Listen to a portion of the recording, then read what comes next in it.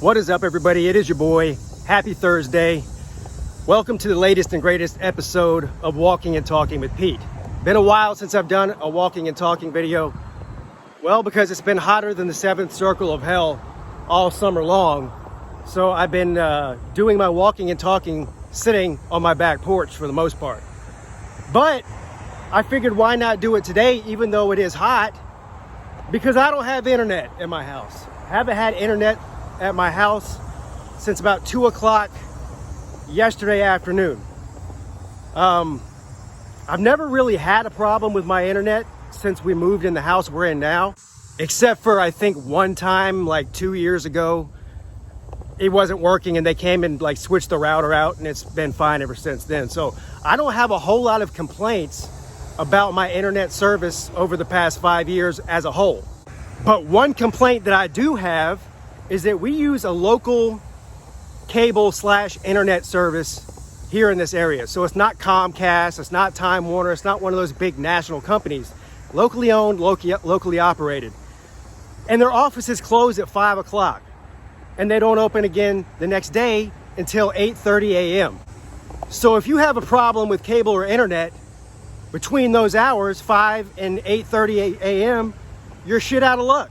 So I called them this morning at 8:30 sharp, sat on hold for 20 minutes. Then the lady comes on and I tell her, my internet's been out since yesterday afternoon, blah, blah, blah. So what did she tell me to do? Sir, I'm gonna need you to unplug the router. Lady, I've already done that 50 times since yesterday. So I'm like, fine, whatever. I unplug it, and of course, it still doesn't work like I knew that it wouldn't. Then she goes, are you sure that the Ethernet cord is plugged into the phone jack in your wall? I go, yeah, I'm sure. So anyway, to make a long story short, she says, okay, we're gonna send a technician out to your house to, see if they can fix whatever the problem is.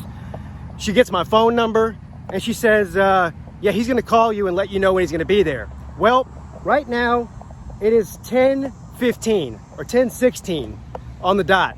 This was at 8:30.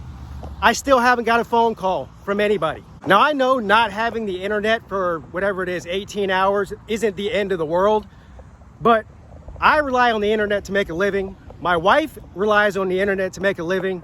And when you have two kids home for the summer, of course, they do a lot of internet stuff too, which I got a solution to that. I'm just making them do a bunch of chores around the house. But I do want to give an update on this bizarre Deshaun Watson situation with his suspension in the NFL. And I'm not talking about what he was accused of doing, or I'm not talking about any of that. I'm strictly talking about the way that it's being handled by the NFL and by Deshaun Watson's camp, and what could potentially come of this. So I'm sure you've all heard that the NFL basically hired an independent third party to investigate the case and give a recommendation to the NFL on what the suspension should be. And of course, this was a female former federal judge is the one that looked over the case and came up with the 6-game suspension recommendation. So a couple of days go by. You got people crying all over the internet and TV, people like Clay Travis, stomping their feet about how 6 games is not enough. So Roger Goodell essentially rejects the recommendation of 6 games. He then says that he's going to choose the next person that's going to hand down the actual penalty. So for anybody with at least a first grade education level, Roger Goodell is essentially picking what the suspension will be. Now that is what it is. I'm not surprised by that at all, but there is more to the story. If Deshaun Watson decides that he wants to take this to federal court and sue the NFL, he can do that. And if he does do that, the NFL Players Association at that point can put a temporary restraining order on the suspension, which hypothetically would allow Deshaun Watson to not only play week 1, but probably the entire season, because the restraining order would last until the court case was resolved. The only caveat to this is that restraining order would have to be approved by a federal judge in a preliminary type of hearing. One thing is for sure, this is bad PR for the NFL. This is bad PR for Deshaun Watson. This is bad PR for the Cleveland Browns. This is bad PR for everybody involved. And I think this could backfire on the NFL. The best thing that they could have done was probably just let this thing go away as quick as possible. Accept the 6-game suspension, and then hope everybody forgets about it by the end of the season. Now they're going to drag this thing out longer, and it could end up backfiring on them.